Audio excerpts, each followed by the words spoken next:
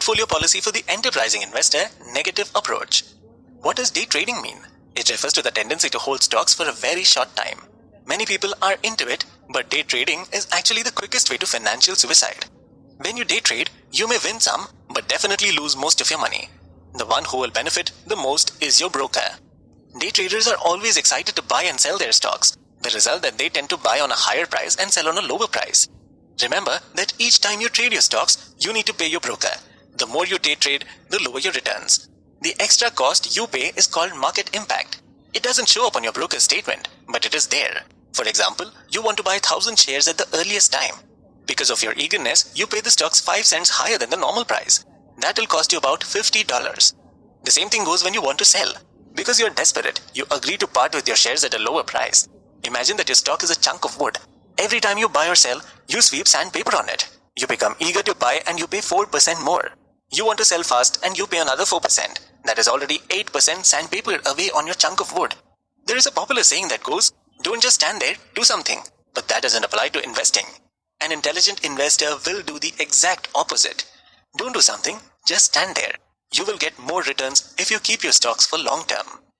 Portfolio policy for the enterprising investor, the positive side. How exactly do you follow Graham's golden rule of buying low and selling high? Everybody wants to invest in top companies. These corporate giants are less likely to go bankrupt and more likely to give up desirable returns. But the problem is that the bigger they grow, the faster their stock prices shoot up. From 1995 to 1999, the companies Home Depot, General Electric and Sun Microsystems grew bigger every year. The revenues of Sun and Home Depot doubled. Both companies tripled their earnings per share. GE's revenue went up by 29%. Its earnings per share rose to 65%. And so because they're the hottest stocks at the time, they become very expensive to acquire. The problem is that the growth of stocks eventually exceeds that of the growth of company. The investors who paid for high-priced stocks often don't get the returns they expected. Here are a couple of more lessons. A top company is not such a good investment anymore if you pay an extremely high price for it.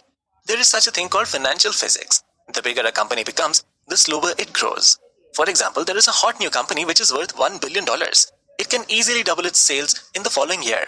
But if the company's stocks grows up to $50 billion, where is it going to get $50 billion more in sales? Now, how can you buy shares of a top company for a quality price? Here is the trick that every intelligent investor should know.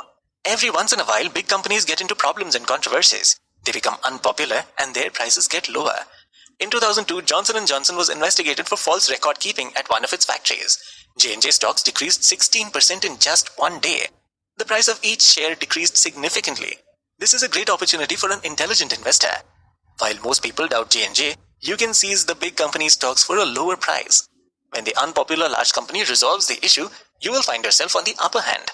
The investor and market fluctuations